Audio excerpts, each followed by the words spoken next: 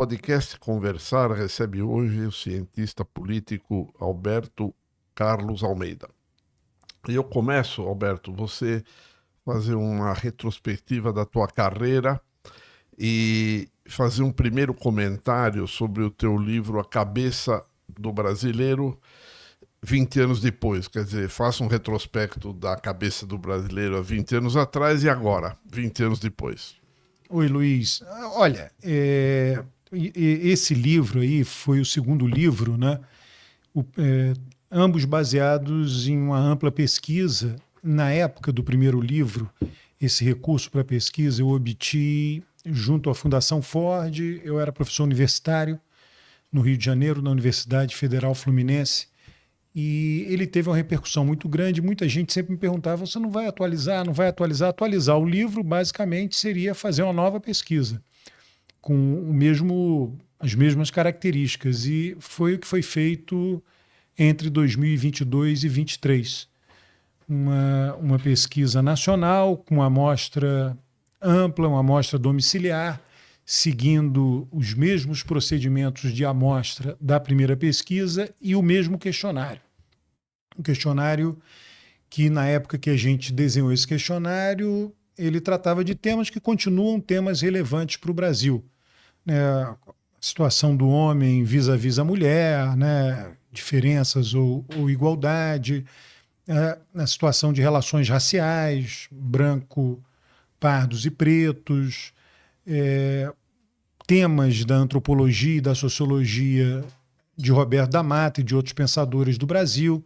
Então os temas foram repetidos e a gente pôde ver esse tipo de pesquisa se justifica ela ser espaçada no tempo, porque as mudanças são lentas. As mudanças, de um modo geral, ocorrem com muita lentidão. E tem coisas até que não mudam, mudam muito pouco e não mudam. Então houve uma mudança importante nas concepções que o brasileiro tem de cor e raça, né? As pessoas se escureceram, né? Quem era branco mais escuro passou a se considerar pardo, quem era pardo mais escuro passou a se considerar preto, né? Existem razões para isso, né? A ideia de antepassados, né? Que muitas vezes o movimento negro no Brasil quer vincular os antepassados à África. As pessoas no Brasil não têm essa concepção. A visão que os brasileiros têm é que os antepassados deles vieram do Brasil, dos brasileiros. Majoritariamente era assim 20 anos atrás e aumentou.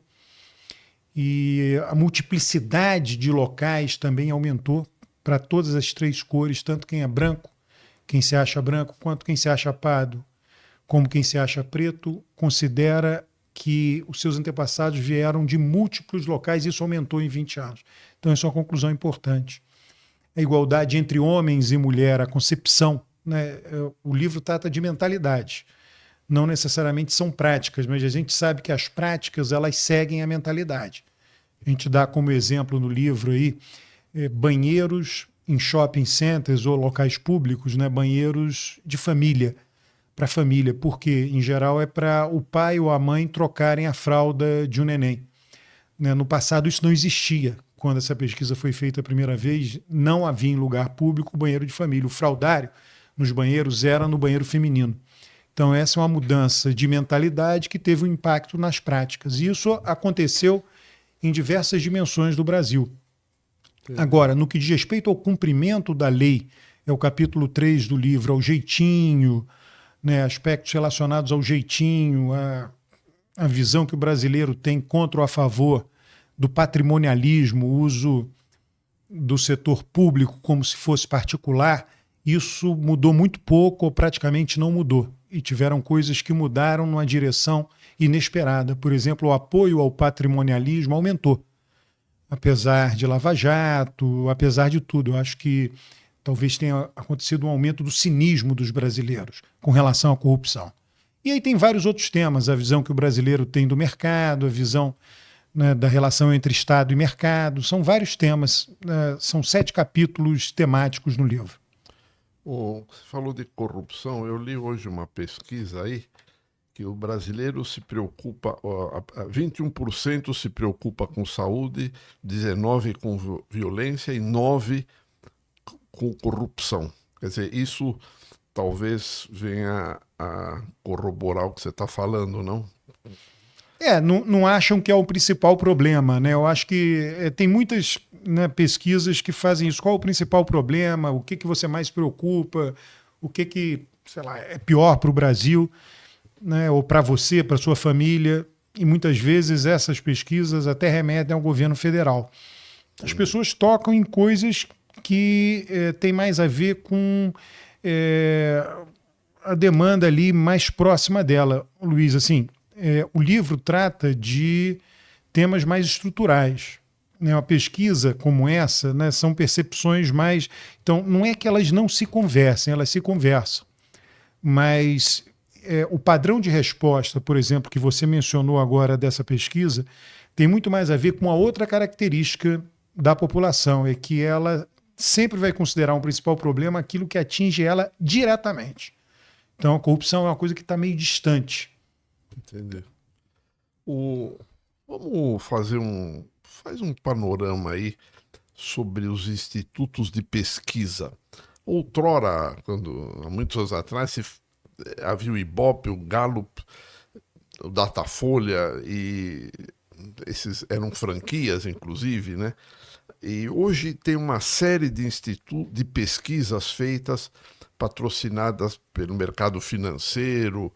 Faz um panorama, o que você acha desse, não sei se é um excesso de pesquisa, mas sobre a situação das pesquisas hoje, são confiáveis? Quais?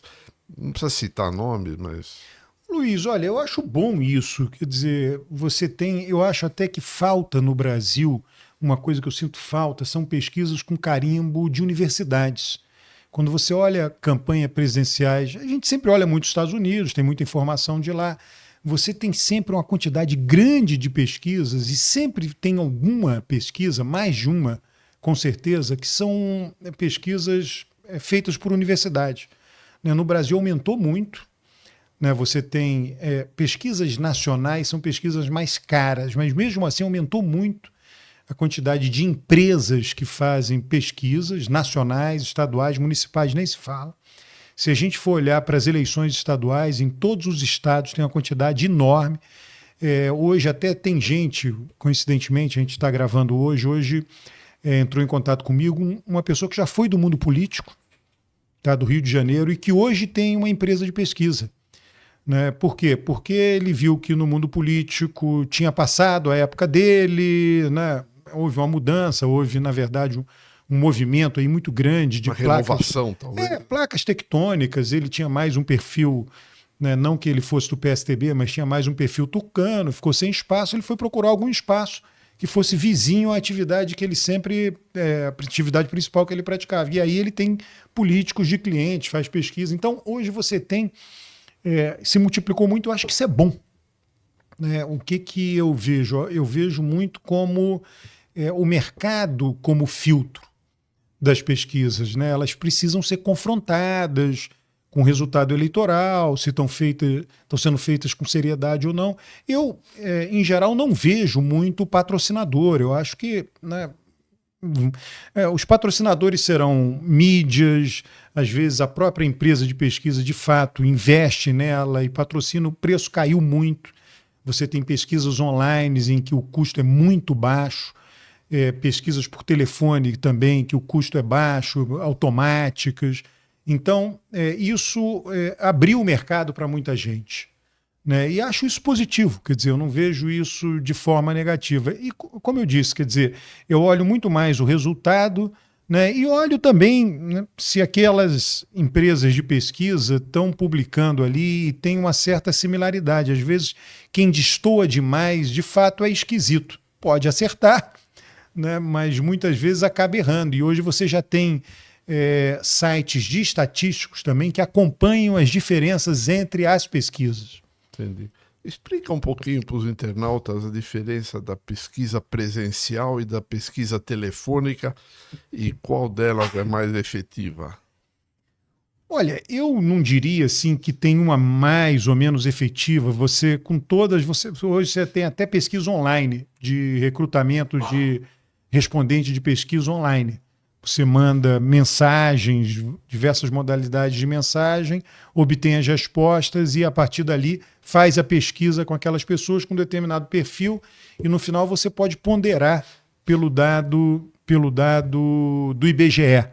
Tá? Então, você já tem um dado do IBGE mais recente, 2022, a pesquisa de campo, né, vai presencialmente, encontra com a pessoa presencialmente, vê se cai ali no perfil que está sendo procurado, e a de telefone também procura o perfil, mas o que você faz? Você sorteia números de telefone.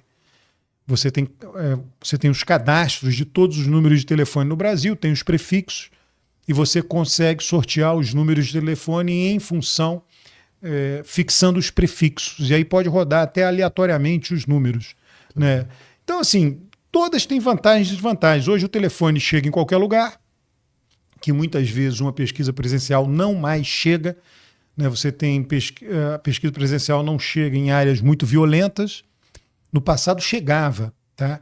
Chegava porque você tinha tal negociação com o dono da área. Hoje em dia, muitas vezes o dono da área diz o seguinte: olha, você pode até entrar aqui para fazer pesquisa, mas eu não garanto a tua segurança. Qualquer momento pode acontecer um problema. Isso mudou. Tá? E você tem também a dificuldade de entrar em áreas muito elitizadas, condomínios fechados, mesmo locais que têm prédios que as pessoas só entram e saem dos seus prédios por automóvel.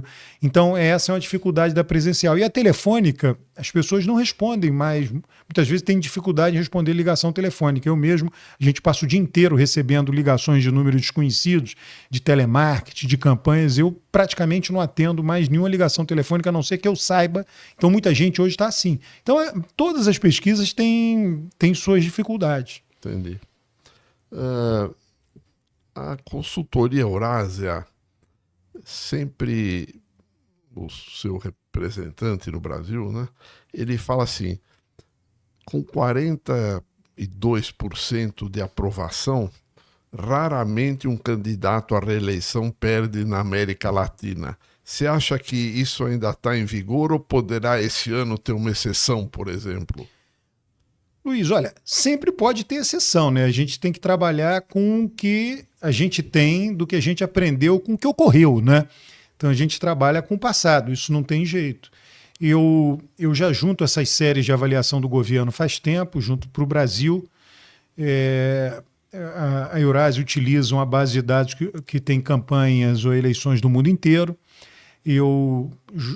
Como eu trabalho com o Brasil e eu tenho catalogado eleições desde os anos 90, tá? Desde 1996, para ser mais exato, 2000, né? Eu sempre trabalhei com ótimo e bom, só por isso. Tanto faz aprova e desaprova, ou ótimo, bom, regular, ruim e péssimo.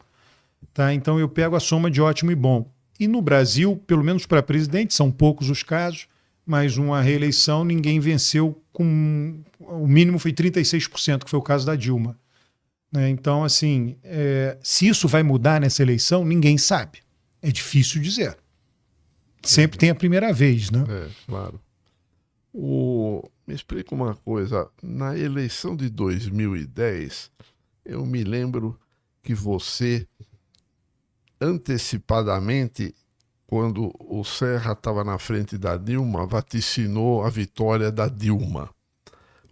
Explica como foi essa metamorfose, essa mudança. O Serra estava em primeiro lugar nas pesquisas e a Dilma candidata a primeira vez, em 2010, e mudou. Houve uma mudança, não é? Fundamental.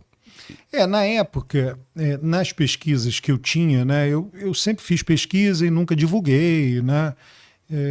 Eu prefiro trabalhar para clientes que consomem o dado da pesquisa ali e trabalho mais com a consultoria em cima da pesquisa.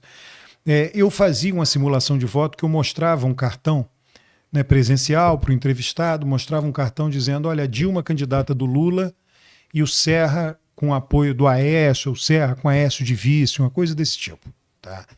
E desde a primeira vez que eu perguntei, foi mais de um ano antes da eleição, desde a primeira vez que eu perguntei a Dilma com apoio do Lula, ela já estava ou empatada ou na frente do Serra.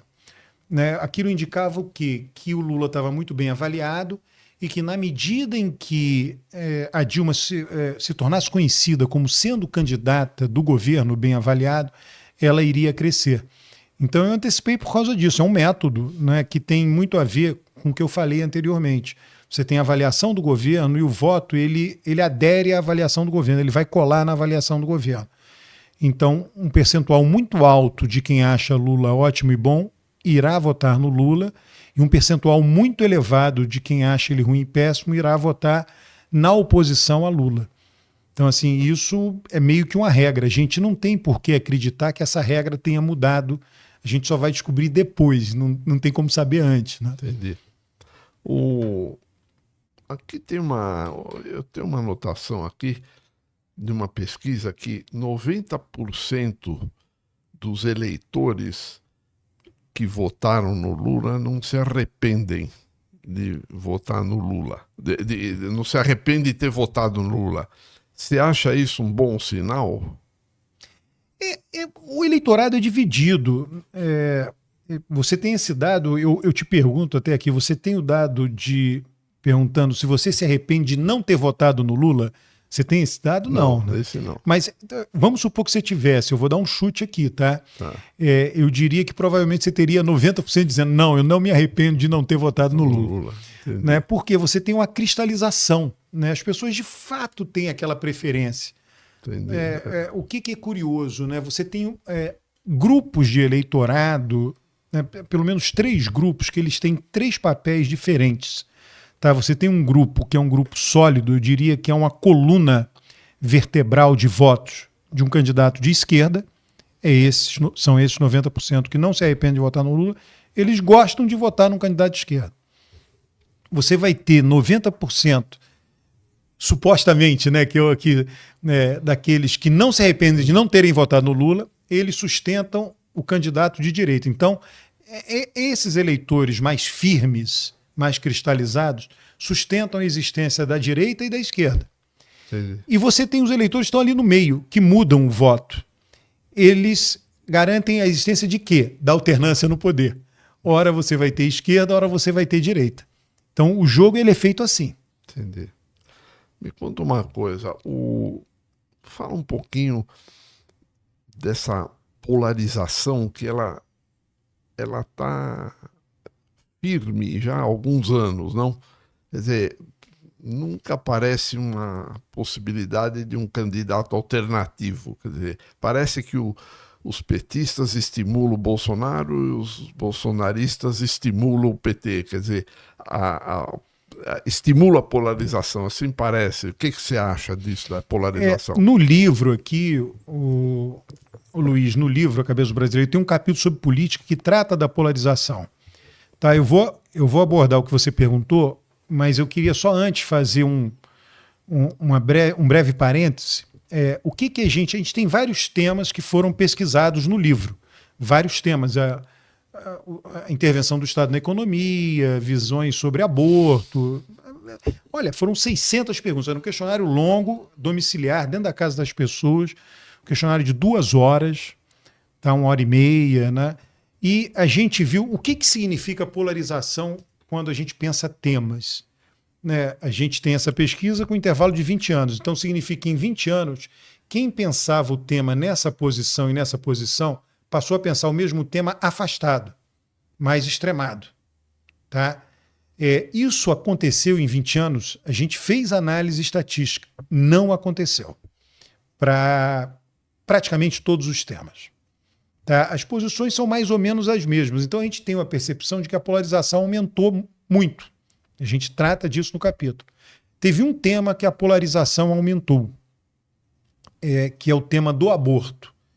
Quem é contra o aborto ficou mais contrário, ou seja, foi mais para o extremo, e quem é a favor ficou mais a favor. Né? Mas nos outros temas não houve isso. Muitos temas, repito, 30, 40 temas diferentes. Tá? Então, aí, eu falando isso, as pessoas, você deve estar pensando, bom, mas então por que a gente diz que tem polarização? As pessoas estão aí na sociedade, são as mesmas, convivem. A polarização é relevante, ela aconteceu e é relevante, ela ficou em torno de símbolos, grandes símbolos, e não temas substantivos. Né? E os grandes símbolos são PT e Lula de um lado e Bolsonaro de outro. Então a polarização, por hora, veio para ficar assim. Bom, aí eu não vou falar do livro que eu escrevi, nem dessas pesquisas que eu fiz ou venho fazendo, e vou falar muito mais de estudos internacionais que viram aumento e diminuição de polarização. E nos países em que houve uma redução de polarização, houve um aceno da elite política para a sociedade de aproximação. Vou dar um exemplo concreto. Angela Merkel governou a Alemanha por 16 anos, em torno disso, e na segunda metade do mandato dela, ela governou junto com a esquerda, ela sendo de direita, da democracia cristã, governou junto com os social-democratas. Então, o que acontece? Duas grandes elites políticas que sempre foram afastadas se uniram no governo, e o eleitorado alemão viu isso. Diminuiu a polarização do eleitorado alemão.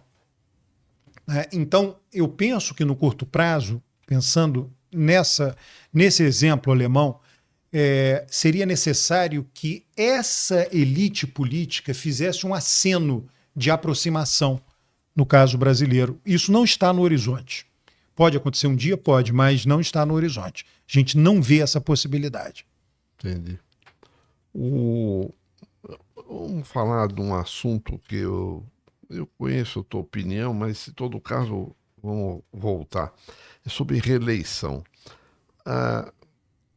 Houve, né, desde que introduziu-se a reeleição, houve 3 espécies de estelionato eleitoral, não idênticos. Por exemplo, em 98, demoraram para fazer o reajuste do câmbio para esperar a eleição do Fernando Henrique na reeleição. Em 2014, a Dilma se reelegeu com Guido Mantega e, em seguida, deu uma guinada trazendo um economista com opinião totalmente diferente do Guido Mantega. E em 2022 foi um leve estelionato eleitoral. O governo Bolsonaro aumentou os gastos, aumentou o Bolsa Família, o Auxílio Família, etc. Você acha que, no geral, qual a vantagem e qual a desvantagem da reeleição? Você falou aí, você sabe minha opinião, né? A gente já conversou muito sobre esse assunto. Eu acho que a desvantagem, você mencionou, mas se pensar bem, tá, Luiz, quando era proibida a reeleição, esses estelionatos aconteciam. Temos o exemplo clássico da cidade de São Paulo, que Paulo Maluf elegeu Celso Pitta, e Celso Pitta chega no governo e a prefeitura está quebrada. Paulo Maluf gastou o que tinha e o que não tinha com o intuito de eleger o sucessor. Conseguiu. Tá? O estelionato ele só era num outro nome, numa pessoa diferente. Então, o que você está falando de estelionato, eu entendo, é você usar a máquina de uma maneira completamente instrumental para se reeleger. Mas os governantes faziam isso usando a máquina de maneira instrumental para eleger o seu sucessor. Isso não mudou. Né? A minha visão sobre a reeleição tem muito mais a ver com estudos de colegas meus da ciência política, né, com uma quantidade muito grande de eleitos e não eleitos, prefeituras, que eles descobriram, né, que quando tem uma disputa de uma reeleição, ou quando após a reeleição, ou quando prefeitos podem disputar a reeleição, prefeitos é uma vantagem porque tem muitos, né? Milhares. Eles são fiscalmente mais responsáveis, é um valor meu, uma responsabilidade fiscal. Então a reeleição ela é um incentivo, e faz sentido, ela é um incentivo para a responsabilidade fiscal. Ele sabe, ele chega lá e sabe, olha, eu vou ter 8 anos aqui se eu fizer tudo certinho. Então eu não quero me autodestruir. Então, tendo 8 anos, eu vou fazer tudo certinho no primeiro mandato e colher os frutos no segundo. Então, basicamente por isso. Isso está atestado do ponto de vista estatístico. Por isso apenas quem não se importa com essa responsabilidade fiscal não se importa com reeleição. Tanto faz, mudar. Né? Mas eu acho assim, eu penso que, né, também o eleitor, é um direito do eleitor, pelo menos a gente deu aí um direito simples, né? Olha, você está satisfeito do seu governante, deixa ele lá. Está insatisfeito, muda. Então tem muita gente que perde também. Há um projeto agora para acabar com a reeleição no Congresso, só para presidente. Você acha que tem chance de vingar isso? Difícil, né? É difícil dizer, né? Quando o presidente novo chegar lá, ele quer que seja mantido. O Brasil é tudo vinculado. Então, quando foi permitida a reeleição para presidente, ela passou a... Você tem uma ideia, ela passou a ser permitida para reitor de Universidade Federal. Antes de ser permitida para presidente, ela também não era permitida para reitor de Universidade Federal. Então, as coisas são todas elas vinculadas, tem muitos interesses, aí vão ter os prefeitos com medo, enfim, é tudo muito confuso. Me explica uma coisa, todos os analistas políticos, eles se surpreenderam com a decolagem do Flávio Bolsonaro, quer dizer, porque inicialmente estavam esperando que ele desistisse, mas o fato é que ele virou um protagonista real. Você tem alguma explicação? Porque ele está numa curva ascendente, não? Luiz, é a mesma explicação da Dilma, só que com sinal trocado. O voto da Dilma cresceu dentro do ótimo e bom do governo Lula em 2010. O voto do Flávio cresce dentro do ruim e péssimo do governo Lula deste ano agora. Então, ela tem a ver com isso. O eleitor que avaliava, ou que vem avaliando, está avaliando negativamente o governo Lula, até pouco tempo atrás não tinha candidato. Então, alguém que dizia que o governo Lula era ruim, ele é ruim, mas vou votar no Lula mesmo assim, porque só tem ele. Agora está olhando e diz, não só tem ele não, tem outro aqui que tem chance. Então, basicamente, o raciocínio é esse. Então, a subida do Flávio, as pessoas disseram, não, ele subiu jogando parado. É a mesma, tem a mesma característica da subida da Dilma em 2010, sendo que com sinal trocado. Ali era uma subida de um candidato de governo, aqui é uma subida de um candidato de oposição. Entendi. Vamos falar um pouquinho sobre o protagonismo hoje do STF. O que você tem assim de comentário a fazer?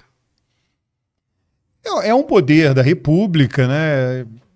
Ele pode ficar mais ou menos protagonista dependendo do período, dependendo da época. Ele faz parte da elite política. Eu sempre digo, olha, os ministros do Supremo Tribunal Federal fazem parte da elite política.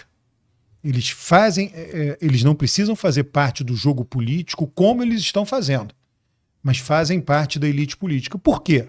Porque eles são indicados pelo presidente da República e são aprovados pelo Senado Federal. Isso os torna membros da elite política, sem dúvida nenhuma. Isso em si é suficiente. E a partir dali eles conversam o tempo inteiro. Eu lido com políticos, né? Eu já tive em várias situações que um político está ali, olha o celular, está ligando o ministro do Supremo para ele. Já vi isso na minha frente.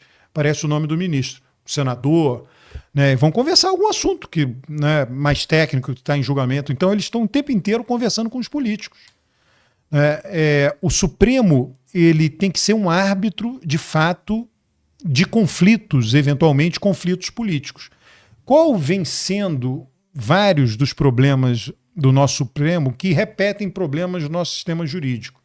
Tá? Primeiro, uma certa falta de clareza das decisões. Eu sempre trago como exemplo a condenação em segunda instância. Ela já foi proibida pelo Supremo, ela já foi permitida e depois ela passou a ser proibida, prisão, né, com condenação em segunda instância. Né? Então, o Supremo já foi e voltou mais de uma vez. Não que isso não seja possível, né? Isso pode acontecer com costumes. Nos Estados Unidos o aborto já foi mais permitido do que é hoje. Mas isso que o Supremo fez foi num período curto de tempo. Não me lembro exatamente, mas em poucos anos. Tá? Isso é jogo político demais. Tá? E isso tem a ver o quê? Tem a ver com a característica do nosso sistema jurídico, que é um grau de imprevisibilidade do juiz ser muito poderoso e praticamente poder tomar qualquer decisão. A gente vê, inclusive, eu me lembro, se vocês procurarem no Google, vão achar lá. Foi Rosa Weber e Gilmar Mendes. Foi mais ou menos no mesmo mês. né? Um tinha que se pronunciar acerca do roubo de uma picanha e outro de um shampoo. Então são chamados bagatelas. São valores pequenos. Picanha, obviamente, mais cara que um shampoo, mas são valores pequenos. Um manteve a prisão e o outro liberou da prisão. Quando você olha aquilo ali, você não entende nada. Como é que pode juízes da corte máxima do país, tratando do mesmo tema da bagatela, tomam decisões diferentes? É claro que eles vão arrumar, cada qual, uma justificativa jurídica para aquela decisão. Claro, sempre tem, sempre tem. A questão não é essa. A questão é qual o princípio que a sociedade deve olhar. Então, o papel do Supremo, para mim, ele tem muito a ver com toda essa confusão do nosso sistema jurídico. Ele ficou mais visível para a sociedade. E aí ele entrou na disputa política, né? Talvez isso fosse acontecer cedo ou tarde, não sei. Né? Você tem uma polarização, os juízes decidem o que eles querem, então eles ficam se comportando de acordo com o vento político. O vento político está contra Lula, prende ele. O vento político está contra Bolsonaro e só Lula pode derrotar Bolsonaro, então solta ele. Foi mais ou menos o que aconteceu recentemente no país. Você acha que há algum projeto no Congresso para limitar o tempo de permanência do ministro no Supremo? Por exemplo, estão se escolhendo agora ministros que vão ficar 30 anos, este Cristiano Zanin vai ficar muitos anos. Você acha que devia limitar em 10 ou 15 anos isso? Olha, Luiz, eu não sou muito especialista nessa área, não sei vantagens e desvantagens disso. É um tema que vira e mexe vem sendo debatido como uma forma de controlar, porque eu acho que o que está em jogo é como é que a gente controla o poder dos nossos juízes. A gente está vendo, né? O poder é tão grande que eles foram aumentando seus rendimentos de forma sucessiva no decorrer dos anos, né? Se tornou uma elite que capturou um pedaço importante do orçamento público. Então, isso faz parte de um poder sem controle. A gente, quando você me faz essa pergunta, você basicamente está perguntando: essa mudança levaria a controlar um pouco o poder, né, desses ministros? Talvez sim, teria que ver os casos internacionais de novo. Eu, né, nesse aspecto, sou bastante leigo para opinar. Entendi. Vamos falar mais um pouco da polarização. Em 2022 foi uma disputa apertada e hoje as pesquisas, no momento, em 2026, também indicam uma disputa apertada. E, coincidentemente, né, o candidato do PT é um candidato que já tem uma idade avançada, quer dizer, esta será a última disputa eleitoral dele, provavelmente. Parece que o PT está um pouco órfão de novas lideranças assim com destaque, não? Bastante. Olha, teve algum país da Ásia, não sei se foi Indonésia, Tailândia, sei lá, algum país lá que tem um presidente que foi eleito com 97 anos. O que acontece, assim, brincadeiras à parte, né? O que acontece é que o PT, de um modo geral, envelheceu bastante. Passou na minha frente cenas, né, em fevereiro da comemoração do aniversário do PT, e teve uma cena que era José Disseu abraçado com Benedita da Silva, ou eles numa fotografia sorrindo, uma coisa assim. Ambos com 80 anos, mais de 80 anos, quer dizer, como protagonistas do aniversário do partido. Então, isso é uma dificuldade grande que o PT tem hoje.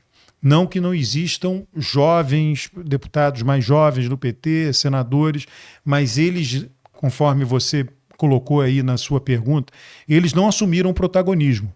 Não são eles que saem nas fotos de comemoração do partido, tá? De aniversário do partido. Então isso é ruim. Eu acho que a representação, tem várias profissões que o envelhecimento é positivo, a pessoa aprende mais, né? Com a tecnologia talvez isso tenha diminuído, mas existe. Né? A representação política, ela exige renovação. No meu entender, as pessoas são socializadas em épocas diferentes e a maioria da população tem aquela idade ou faz parte daquela geração. E isso faz diferença na representação política. Tá?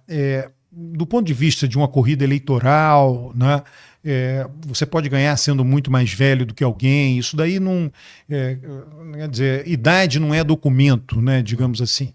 Mas, de fato, eu acho que hoje é um problema da esquerda no Brasil. Coincidentemente, debacle maior foi do PSDB.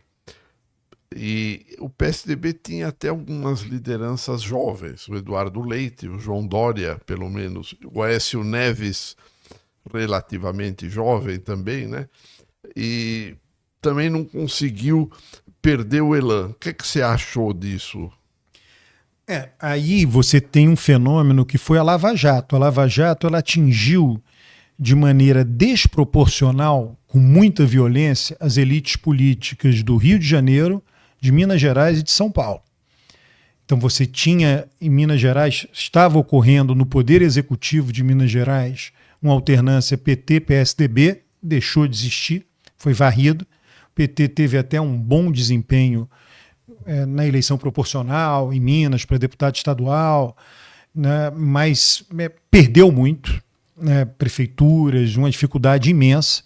No Rio de Janeiro, o PT e o PSDB sempre foram fracos, mas você tinha um MDB forte. Você vê, aqueles políticos que foram tradicionalmente socializados na política, sobrou apenas um, que foi Eduardo Paes, no Rio de Janeiro. Então, isso foi uma obra da Lava Jato. O PT conseguiu sobreviver à Lava Jato, o PSDB não. E o golpe de morte no PSDB, o PSDB sofreu 2 grandes golpes, né? O primeiro grande golpe foi na eleição de 2018, com Bolsonaro indo para o segundo turno, a primeira vez que o PSDB não teve um dos 2 colocados na frente, e em seguida, na eleição seguinte, perdendo o governo de São Paulo. Que o São Paulo era a cidade fortificada, a cidadela do PSDB. Então a perda de São Paulo, aí ela foi, né, fechar o caixão do PSDB. Basicamente foi o que aconteceu, mas no meu entender isso se deveu à Lava Jato. O PSDB ele teve chance de ganhar o governo e inclusive eu falei, esses 3 estados foram que mais sofreram, mas Beto Richa foi preso durante uma campanha eleitoral, ele e a esposa, era candidato ao Senado com chance de ser eleito. Marconi Perillo, PSDB em Goiás, sofreu, né, a mesma coisa, foi preso durante a campanha eleitoral. Então, a Lava Jato ela atuou de uma maneira que ela acabou basicamente destruindo toda uma elite política no Brasil que tinha sido relevante na história do país até aquele momento. Jogou o carrinho de água com o nenê como é que é? Né? Jogou a banheira, jogou fora, banheira, jogou a água da banheira junto com o bebê. Junto com o bebê, né? Escuta uma coisa, você tem algum comentário a fazer sobre a urna eletrônica, que foi muito combatida pelo Bolsonaro, que perdeu por pouco, e havia dúvidas sobre isso? Você tem alguma... Isso sempre vai ter, né, do ponto de vista político. Não tem nada, nenhuma fragilidade da urna que tenha sido comprovada. É uma votação muito segura. A gente sabe que tinha fraude no papel. No papel tinha fraude, muita fraude, né? E comprava-se voto, tinha que passar limpo, passar de um papel para outro, e o voto era comprado ali. Na urna você não tem, né? Não tem nenhuma denúncia, nenhuma comprovação, nada disso. É um sistema bastante seguro. Como você não tem denúncia no Brasil de, sei lá, algum tipo de fraude nas coisas que o cidadão brasileiro faz nos sistemas de informática do governo, como declarar imposto de renda, coisas desse tipo. Isso até hoje não aconteceu no Brasil. Entendi. Me explica uma coisa. Há não é uma lenda, mas é uma constatação que, por exemplo, o Bolsonaro impulsionou os gastos em 2022 e não se reelegeu. Você acha que, por exemplo, neste ano, o Lula impulsionar mais ainda os gastos, se isso é possível, pode ajudá-lo a se reeleger, não? O Bolsonaro, ele era governo, na entrada do ano de 2022 ele era governo, estava muito atrás do candidato de oposição, que era Lula. Tá? Então ele gastou muito e chegou perto. Lula tá com avaliação, eu diria avaliação no limbo, mais para perder do que para ganhar. Então, se ele gastar o tanto que Bolsonaro gastou, teoricamente, dado o exemplo de Bolsonaro, ele ganhará. Né? Então, agora tem que ver aonde gastar, No meu entender, o governo Lula ele cometeu, é compreensível, né?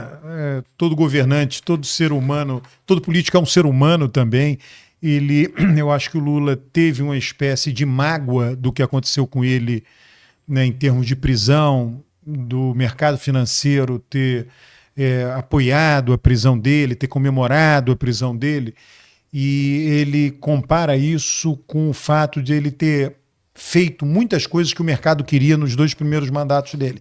E acho que isso ficou impresso no início desse 3º mandato de Lula.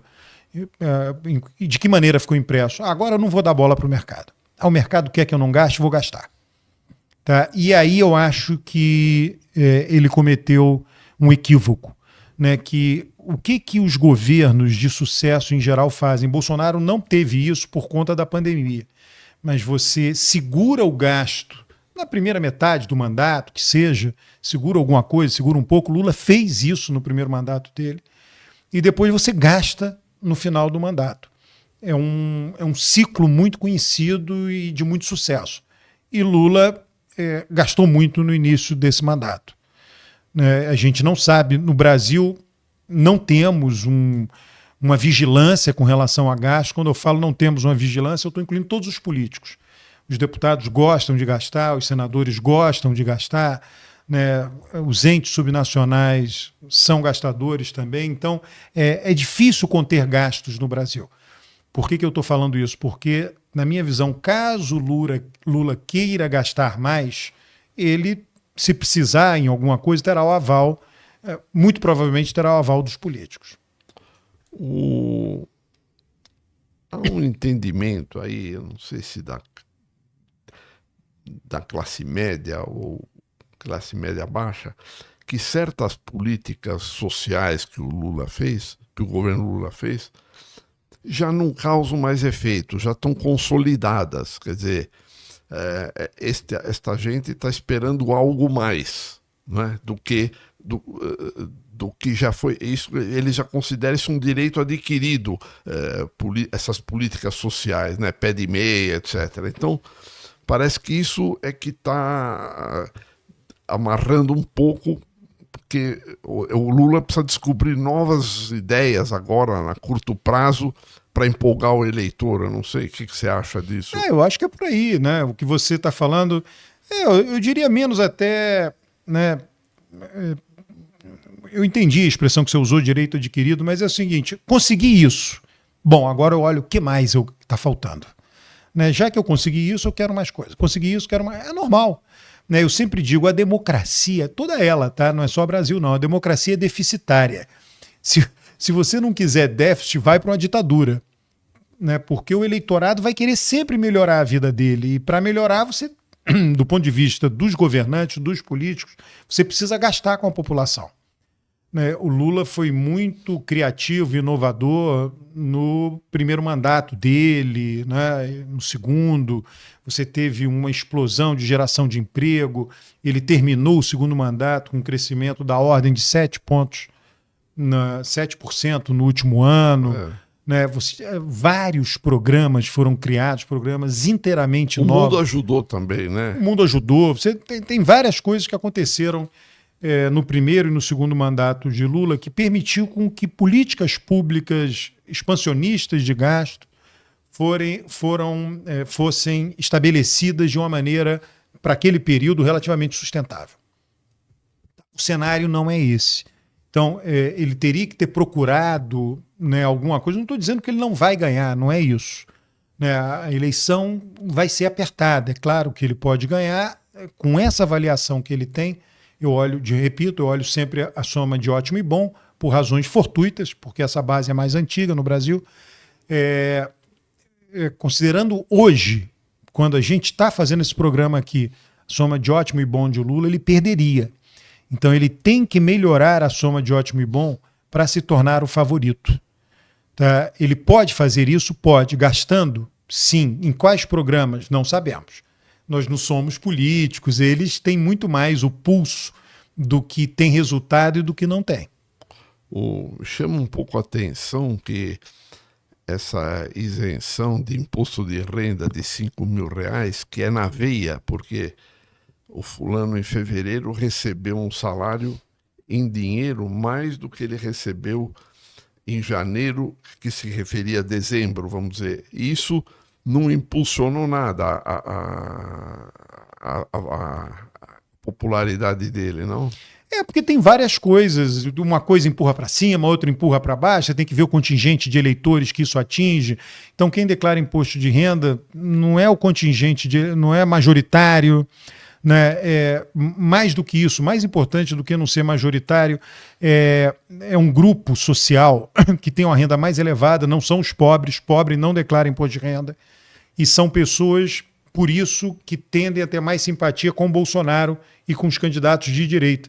Então você levou um benefício para alguém que dificilmente vai atrás de você. Aí você pode dizer, não, mas é a maneira de conquistar aquele grupo. A questão é, será que teria chance mesmo de ser conquistada por esse caminho, né? Pelo visto não, está aí, né? Parece que foi uma política pública mal desenhada se o objetivo era aumentar o apoio de opinião pública ou conquistar votos.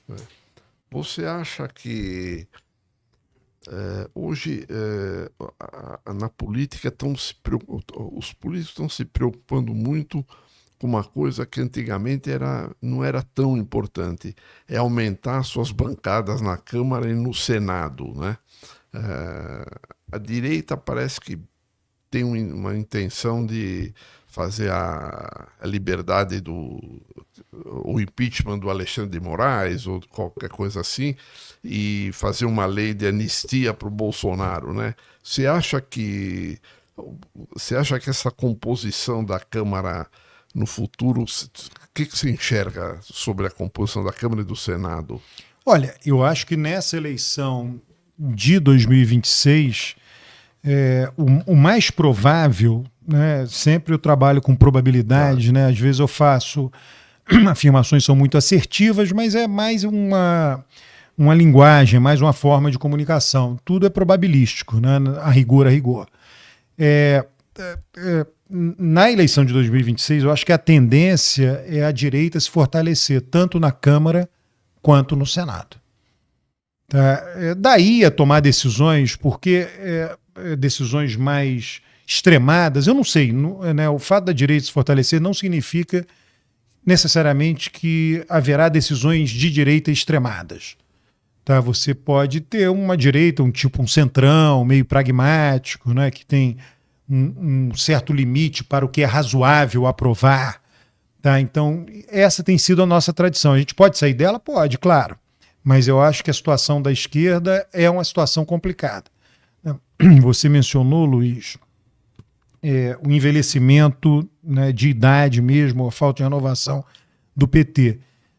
No livro aqui, que, né, A Cabeça do Brasileiro 20 anos depois, tem vários temas que a gente nota um descolamento muito grande, um distanciamento muito grande. Aí quando eu falo dos políticos de um PT de um modo geral, deputados e senadores, falando uma linguagem que não é a do povo brasileiro. Vou pegar um exemplo simples, né?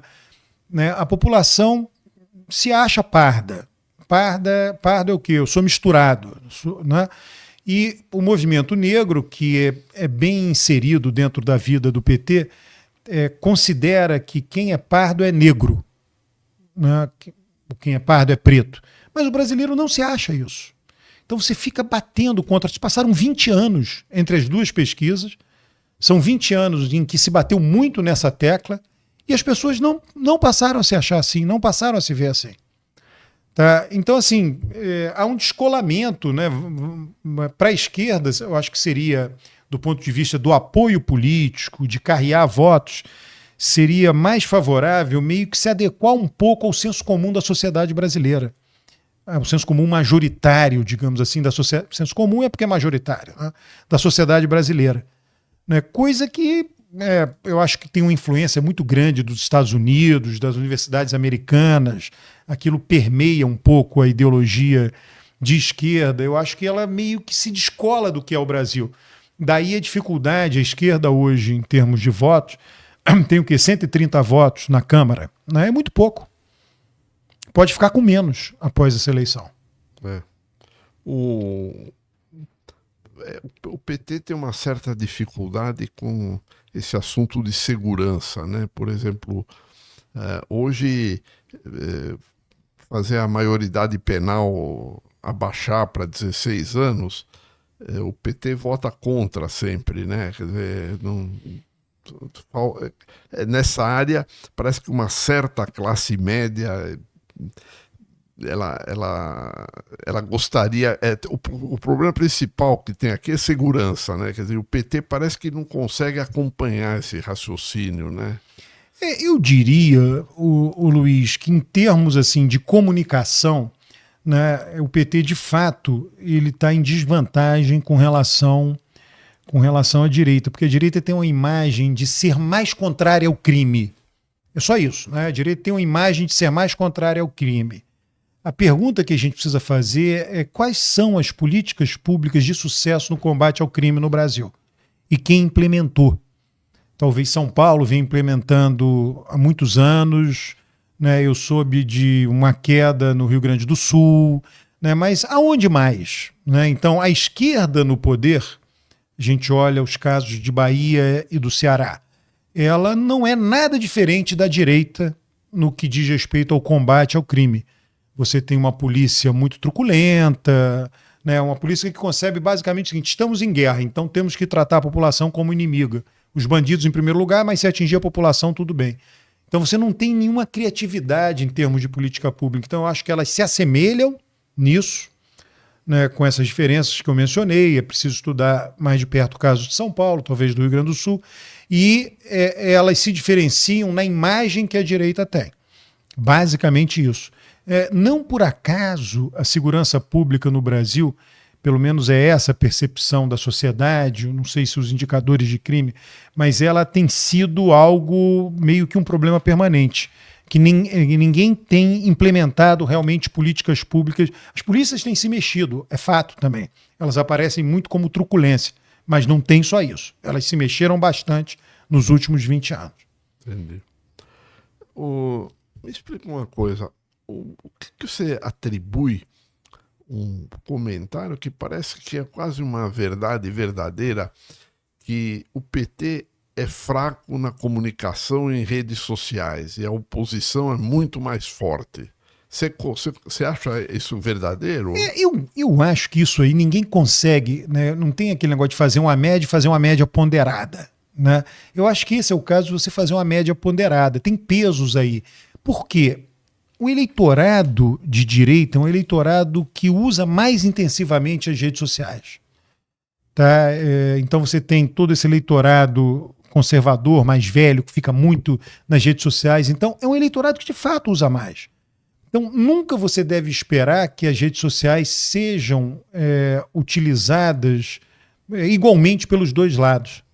Tá? Então eu não vejo muito problema nisso. Quer dizer, o PT agora, né, com essa mudança lá, o Sidônio na Secretaria de Comunicação do governo, há muita coisa de redes sociais, com a linguagem jovem. Agora, chega aos eleitores do PT? Pode ser que não. Por quê? Porque os eleitores do PT não se interessam por esse tipo de comunicação. Entendi. Basicamente por isso. Entendi. Faz algum comentário sobre um fenômeno que teve em 2024, Pablo Marçal?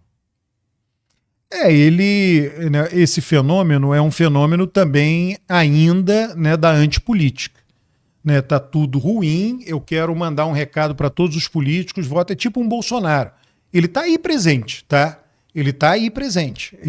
Um escândalo como esse do Banco Master ajuda ao surgimento de figuras assim. A qualquer momento pode aparecer algo assim. Então, o Brasil ele está numa situação estrutural difícil, porque não tem só o Master, tem o INSS, né? Então a população fica vendo todos esses escândalos e aí, de tempos em tempos, aparece um salvador da pátria que não salva coisa nenhuma, a gente sabe disso. Né? Mas eu vejo o Pablo Marçal nessa direção. Para governar, você tem uma rigidez muito grande, você vai sentar lá, tem uma cadeira, no caso dele, que ele disputou, de prefeito de São Paulo, você tem, né, o chamado deep state, né, o estado profundo, tem decisões que já são amarradas, tomadas, você tem que se adequar, tem que dançar conforme a música. Então não existe um líder carismático que vá salvar antissistema, que vá salvar o CM. Isso não existe, não vai acontecer nunca. E uma coisa, tem gente que fica surpreso de um senador do Amapá ser presidente do Senado e de um dirigente de futebol da CBF de Roraima ser presidente da CBF. Como que chegou isso? Você sabe? Você tem alguma opinião? Olha, o Senado eu entendo mais do que a CBF. Tá? No Senado, o que eu até fico mais surpreso, viu, ô Luiz, e que tem acontecido os últimos presidentes da Câmara do Nordeste. Por quê? Você olha a composição de deputados, tá? Regional. Os deputados, você tem mais deputados somando da região Sudeste e Sul. Né? Tem uma desproporcionalidade, mas o Sudeste e Sul vinham elegendo os presidentes da Câmara dos Deputados. O que me surpreende é que Arthur Lira, Nordeste, 2 mandatos, tá aí Hugo Mota, Nordeste, isso para mim é uma surpresa. Um presidente do Senado vir do Norte e Nordeste não é surpresa, sempre foi assim. Sarney, Renan Calheiros, sempre foi muito comum. Por quê? Porque você tem 3 senadores por estado. Então você soma Norte e Nordeste, com mais um pedacinho ali do Centro-Oeste, eles têm maioria. Né? Mas a Câmara é mais surpreendente. CBF eu já não sei dizer a razão. Explica uma coisa assim, passou já muitos anos, não muito, 10 anos talvez. Você acha que a Dilma, o impeachment dela, foi porque ela não tinha habilidade política como o Temer, que abortou um processo de impeachment, não? A Dilma, ela foi responsável pelo seu impeachment, como o Collor pelo dele também, quer dizer, pouco diálogo com o mundo político, uma resistência muito grande ao mundo político. A Dilma foi responsável pelas emendas impositivas. Tá? Qual era a tradição até a Dilma? Os deputados votavam com o governo, eles tinham as emendas deles e o governo disse, olha lá a planilha de votação, quem votou comigo eu libero a emenda. A Dilma deixou de fazer isso. E aí, em algum momento, alguém teve a ideia, olha, a presidente não está mais fazendo isso. Então vamos tornar isso impositivo. Então ela criou esse problema e Bolsonaro adicionou isso. Os dois vieram meio, a Dilma completamente fora do sistema. O político que presidiu o Brasil mais fora do sistema até hoje foi a Dilma. Jânio Quadros já tinha sido eleito, Collor tinha sido eleito, Bolsonaro tinha sido eleito, Dilma nunca tinha sido eleito para nada. Então ela tinha muita resistência, até uma certa ojeriza com relação ao mundo político. Tá? Então, por falta de diálogo, por falta de pagar emendas, por falta de atender os políticos, conversar com eles, ela sofreu impeachment. E por causa disso ela deixou a herança das emendas impositivas. E Bolsonaro, não é mal comparando, mas enfim, porque teve medo de sofrer impeachment, etc., houve um aumento muito grande do valor das emendas com Bolsonaro. Então a Dilma criou as impositivas e Bolsonaro ajudou no volume delas. E nós estamos nessa situação hoje. Entendi. Você acha que em 2014 havia uma expectativa do Lula que a Dilma desistisse da candidatura e ele seria o candidato? Olha, acho que não. Tinha gente que falava isso na época. O próprio... Eu acho assim, o Lula é um político muito inteligente, muito esperto. O Lula sabia que a situação fiscal do governo era ruim, né? E mesmo que tivesse sido dada a ele total oportunidade de ser candidato, ele deve ter pensado, isso ele nunca vai falar para ninguém. Né? O que ele falou publicamente foi dizer o seguinte... seria um estupro, ele falou isso, eu ser candidato quando ela poderia disputar a reeleição. Isso é um absurdo. Ele falou isso publicamente. Agora, tem uma coisa que ele nunca vai falar, nem para Janja, nem para a pessoa mais próxima dele. Ele deve ter ali no quarto dele, entre 4 paredes, disse, olha, o governo, do ponto de vista fiscal, afundou. A coalizão ela se estralhaçou, a Dilma estralhaçou, né, estilhaçou a coalizão entre PT e MDB. Eu vou ter uma trabalheira nisso, vou disputar ganhando, vai ser uma confusão danada, eu não quero isso para mim. A Dilma criou o problema, ela que vai resolver. Então eu acho que ele provavelmente pensou isso. Ele quis ficar distante daquilo ali. Entendi. Está surgindo agora alguns comentários, não sei se é balão de ensaio, que face o crescimento do Bolsonaro, o Lula desistiria e seria o Haddad o candidato a presidente. Você acha que isso tem algum fundamento? Não? Pode acontecer, né? Claro que pode. Tem uma coisa que dificulta esse tipo de movimento, que é o Lula acreditar que ele pode perder de fato, né? E por que pode ser difícil ele acreditar nisso? Porque a margem pode ser muito pequena de vantagem entre um e outro.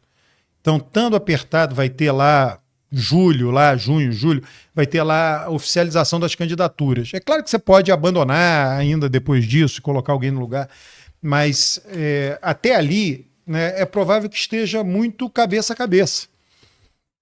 Vamos dizer, o Flávio um pouco na frente do Lula, né? E Lula dizendo assim, não, eu tenho condições de virar o PT todo em cima do Lula, se não for você a gente vai perder de qualquer maneira, tem que ser você. Então não é uma operação simples. Se ele tivesse hoje 10 pontos atrás de Flávio, aí ele, estou com problema de saúde, a Janja pediu para me retirar, etc. Mas não parece que é isso que vai acontecer. Entendi. Me conta uma coisa, se fosse debatido no Congresso uma reforma política, que sugestão você daria? Você tem alguma? Por exemplo, uma eleição, um voto, que é difícil aprovar isso. Isso vai ser difícil. Um voto, não, você diz assim, aquela proporcionalidade. Na Câmara dos Deputados, São Paulo está subrepresentado em face da população. Né? Aí sai espalhados por... a maioria são estados do norte, tá? A mais nos estados do norte. Mas... Eu acho muito difícil, acho impossível mudar isso. Sabe qual é o outro país que faz a mesma coisa? A Argentina. Tem uma lógica eu fazer isso. A Argentina diminuiu o peso de Buenos Aires na Câmara deles. Né? Porque quando uma região de um país é muito grande, inclusive ela já tem muito acesso ao poder de diversas maneiras. São Paulo influencia muito, antes eram os industriais, depois o mercado financeiro. Né? Então você tem muitas políticas, a política econômica muitas vezes sendo ditada por Buenos Aires, por São Paulo, diz, olha, tá bom, mas não dá tudo para eles. Tá? Então o legislador vai lá e não dá. Então, a Cidade do México não é, porque a Cidade do México, apesar de ser uma cidade grande, ela não é proporcionalmente muito maior do que outras regiões do México. Mas Buenos Aires é, São Paulo é. Tá? Então, isso tem uma lógica. Tá? O que eu penso que talvez pudesse melhorar, as pessoas falam muito sempre do voto distrital misto, né? Um pouco proporcional, um pouco distrital, sempre dão o exemplo da Alemanha. Aí eu vou para o exemplo do México. O da Alemanha é muito complexo, o número de cadeiras na Câmara é variável, tem uma conta complexa. O do México é bem mais simples. Tem 500 cadeiras, a gente tem 513, a diferença não é grande. 300 são, se eu não me engano, acho que 300 são distrito, 200 são proporcional. O resultado final é muito semelhante ao da Alemanha, o resultado agregado final. O voto proporcional meio que dá a tônica de como fica o tamanho das bancadas, mas talvez isso daí caminhasse para uma representação mais adequada ao que nós esperamos de nossos representantes. Né? Mas colocar proporcionalidade em São Paulo, eu acho absolutamente inviável. Tem um colega seu, chamado Jairo Nicolau, que ele sugere, ele é a favor de um sistema sem olhar voto de legenda, quer dizer, eleger os que têm mais votação independente de partidos. A Câmara, estou falando, né? Você acha que isso seria bom ou não? Eu não sei se dá no mesmo. Olha, eu conheço o Jairo, né? Eu não sei, ele realmente defende isso? Eu não sei, tá, Luiz? Eu só estou colocando porque... Mas, enfim, né? Eu não sei, talvez isso dê no mesmo, seja só uma simplificação. O voto distrital misto, quer dizer, você vota em uma pessoa nos distritos e o misto você tem que votar no partido e não na pessoa, tá? Seria uma maneira, por exemplo, indireta de acabar com as emendas. Isso daí tornaria, não que acabaria, não é isso, né, mas tornaria as emendas menos importantes do que são hoje. Tá? E aí é claro que haveria um espaço para reduzi-las. Tá? Entendi. Vamos falar da tua terra natal. O estado do Rio de Janeiro está numa efervescência política, né? Não tem vice-governador, eventualmente vai ter uma eleição tampão que vai se fazer agora, ou breve, até dezembro. O que está acontecendo com o Rio de Janeiro? Olha, eu sempre, para encurtar a história, digo que sou do Rio, mas na verdade não é a minha terra natal. Minha terra natal é Maceió. Tá? Eu fui criado no Rio. Mas, enfim, como eu fui neném para lá, então, para encurtar, assumo que é minha terra natal. O que acontece, né? O Rio de Janeiro, aquilo que a gente mencionou anteriormente, ele foi devastado pela Lava Jato, elite política. Então ela precisa de um tempo para se recompor. E você tem no Rio de Janeiro todo o avanço do crime. Né? Não é que não é assim, não adianta também a gente fantasiar, não, o crime dominou o aparelho, não é isso. São certas conivências, né? Vai deixando rolar, digamos assim. Criou o fato consumado, né? Cria um fato e aquilo todo mundo vai fazendo vista grossa, não é? Sabe, vamos incentivar o crime a entrar no governo, não é exatamente isso, tá? E o Rio hoje aponta, não sabemos se isso vai acontecer, não é, Luiz, mas aponta para uma vitória de Eduardo Paes para o governo do Estado, tá? E Eduardo Paes é um político nesse sentido da velha guarda, digamos assim. Ele vem de antes da Lava Jato, ele milagrosamente sobreviveu a ela. Há uma esperança muito grande que, em função dessa experiência de Eduardo Paes, que foi aprovada nas gestões dele na Prefeitura do Rio, né, que tem orçamentos maiores que vários estados, né, ele possa reproduzir isso no governo do Estado. Vamos ver. Né? Eu acho que os instrumentos de treinamento político ele tem para fazer uma boa gestão no governo do Estado do Rio. E ele tem a ambição, porque, dada a importância do Rio de Janeiro, se ele fizer uma boa gestão, for reeleito, ele pode se colocar como candidato viável à presidência da República. O pessoal, tem gente que comenta que a decadência efetiva do Rio começou com a mudança da capital. Porque naquela ocasião, no Rio havia uma elite de funcionários públicos, tudo funcionando razoavelmente. E você acha que a mudança piorou? Foi ruim para o Rio de Janeiro como um todo? Assim? Piorou, talvez a fusão também, né? Foram duas coisas, né? Não só a mudança e depois em seguida veio a fusão.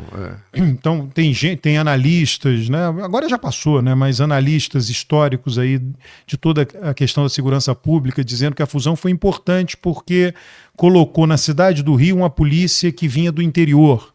Né, e era uma cultura diferente. Então, de fato, o Rio tem vários complicadores, né? Mas ele teve uma melhora, né? Uma coisa, outra coisa, durante o governo Cabral, né? E que tem a ver também com o petróleo no Rio de Janeiro.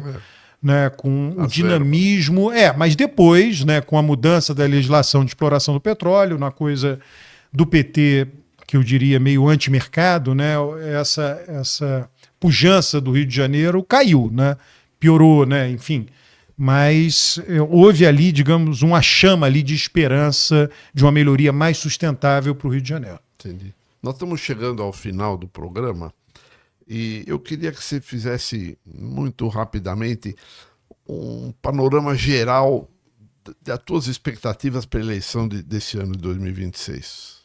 Eu tenho olhado muito, Luiz, como eu sempre faço, enfim, não tem muita novidade nisso, a avaliação do governo Lula. Tá? Sei que a cristalização do voto coloca um eleitorado um pouquinho menor, bastante menor, bastante menor, que vai mudar de voto, que muda de voto. 5 pontos, talvez até menos, 3 pontos, né, podem mudar para lá e para cá. Digamos que a margem de um sobre o outro, a margem máxima seria 6 pontos percentuais, esses 3 saem de um e vai para o outro. Tá? E isso guiado pela avaliação do governo. Ótimo, bom, ruim, péssimo, tanto faz. Pode usar qualquer régua, aprova, desaprova, elas vão dar o mesmo resultado final. tem um patamar lá, a partir do qual, né, se a eleição fosse hoje, a gente está em março, né, eu acho que Lula perderia. Flávio cresceria, vamos supor, a eleição, é decretado que a eleição é daqui a 2 semanas. Flávio vai crescer e ganha. Tá? Sendo a eleição no final do ano, existe possibilidade real de que a avaliação de Lula melhore. Depende de seu governo, depende dele, Lula. Eu acho que depende muito mais do governo levar benefícios concretos para a população do que de comunicação. Tá? A comunicação é importante, etc., claro, mas ela vem depois das pessoas acharem que a vida delas melhorou. Tá? Elas têm que ter essa visão no decorrer desse ano. Se você me perguntar o que eu acho que vai acontecer, não dá para dizer. É um ponto de interrogação. Rigorosamente não dá para dizer. Ninguém sabe. Entendi. Bom, eu quero agradecer o Alberto Carlos Almeida, e quem precisar de conhecê-lo melhor, o livro dele é imperdível. Obrigado e até a próxima, né? Até a próxima, Luiz. Muito obrigado. Um abraço.